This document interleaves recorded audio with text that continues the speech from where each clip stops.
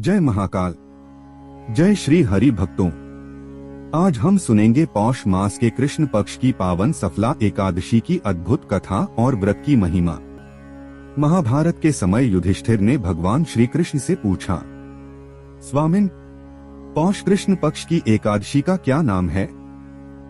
उसकी विधि क्या है और उस दिन किस देवता की पूजा की जाती है? भगवान श्री कृष्ण मुस्कुराए और बोले, राजेंद्र, ध्यान से सुनो। मुझे बड़े बड़े यज्ञों से उतना संतोष नहीं मिलता जितना एकादशी व्रत के पालन से मिलता है। पौष मास में आने वाली इस एकादशी का नाम है सफला एकादशी। इस दिन विधि पूर्वक भगवान नारायण की पूजा करनी चाहिए। सभी व्रतों में एकादशी सबसे श्रेष्ठ है। भगवान ने आगे कहा, सफला एकादशी को फलों द्वारा श्रीहरि का पूजन करना चाहिए। नारियल, सुपारी, नींबू, आम, अनार, आंवला, बेर, लौंग, इनसे पूजा करने पर विशेष लाभ मिलता है।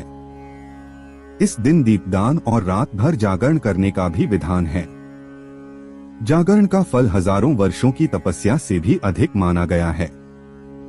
अब भगवान कथा कहते हैं। बहुत समय पहले चंपावती नाम की नगरी में राजा माहिष्मत राज करते थे। उनके 5 पुत्रों में सबसे बड़ा पुत्र था लुम्भक, लेकिन वह अत्यंत पापी, परस्त्रीगामी, चोरी करने वाला और ब्राह्मणों का निंदक था। पिता ने उसके पाप देखकर उसे राज्य से निकाल दिया। लुम्भक जंगल में रहने लगा और नगर में चोरी कर करके जीवन बिताने लगा। उसका आश्रय एक पुराना पवित्र पीपल का वृक्ष था, जिसे वहाँ सभी देववृक्ष मानते थे। समय बीतता गया। बहुत दिनों के पश्चात एक दिन किसी संचित पुण्य के प्रभाव से उसके द्वारा एकादशी के व्रत का पालन हो गया। एक दिन पौष कृष्ण दशमी के दिन उसने केवल जंगल के फल खाए और अत्यंत ठंड में पूरी रात बिना सोए बिताई। यह अनजाने में उसके एकादशी उपवास की शुरुआत थी। अगले दिन सफला एकादशी के दिन भी वह बेहोश पड़ा रहा। दोपहर में होश आने पर वह फिर फलों को खोज कर लाया और बिना सोचे पीपल के नीचे रखकर बोला, इन फलों से भगवान विष्णु प्रसन्न हो।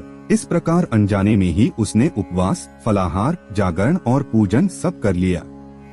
तभी आकाशवाणी हुई, हे राजकुमार, सफला एकादशी के प्रभाव से तुम्हें राज्य, पुत्र और सुख मिलेगा। क्षण भर में उसका रूप दिव्य हो गया। उसकी बुद्धि परमात्मा के भजन में लग गई। कुछ समय बाद उसे राज्य मिला और उसका एक तेजस्वी पुत्र हुआ, मनोज्ञ। जब पुत्र बड़ा हुआ तो लुम्भक ने राज्य उसे सौंप दिया और स्वयं श्री कृष्ण के धाम को चला गया। श्री कृष्ण कहते हैं, हे युधिष्ठिर, जो व्यक्ति सफला एकादशी का व्रत करता है वह इस लोक में सुख भोग कर अंत में मोक्ष को प्राप्त होता है। इस व्रत की कथा सुनने, पढ़ने और पालन करने से राजसूय यज्ञ का फल मिलता है। भक्तों, वीडियो अच्छा लगे तो जय श्री हरि कमेंट में लिखें। वीडियो को लाइक और शेयर भी करें तथा चैनल को सब्सक्राइब भी कर दें। जय श्री हरि। जय महाकाल।